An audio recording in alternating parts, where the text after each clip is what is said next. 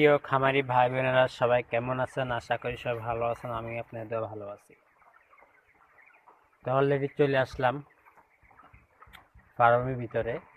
এতক্ষণ বৃষ্টি আছিল, বৃষ্টির কারণে খামারের ভিতরে ঢুকতে পারি নাই। অনেক বৃষ্টি আছিল, তো আমি এখন খামার ভিতরে ঢুকছি। তো আমার মুরগি বয়স হলো আজকে 20 দিন। 20 দিন বয়স আজকে মুরগিগুলো আল্লাহর রহমতে ভালো আছে। মুরগি মারা গেছে মাত্র 20 দিনে, মুরগি মারা গেছে 5টা।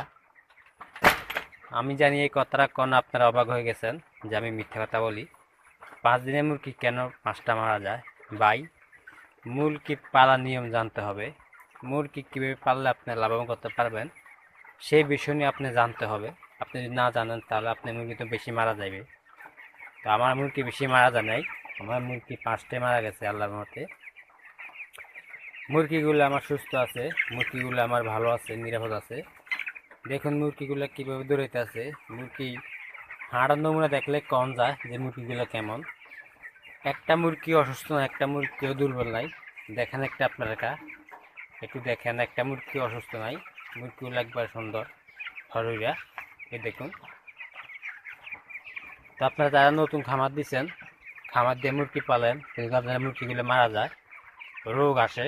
ভাই, একটা কারণে রোগ আসে। আপনারা জীবন ওষুধ দিয়ে স্প্রে করবেন ভালো করে, আশেপাশে স্প্রে করে দিবেন, মুরগি হাতে স্প্রে করে দিবেন, তাহলে দেখবেন রোগটা একটু কম আসবে। আপনারা যদি বাঁচিয়া না চলেন তাহলে আপনি মুরগি পাললে কেমনে লাভ করবেন? আপনার বাঁচিয়া চলতে হবে।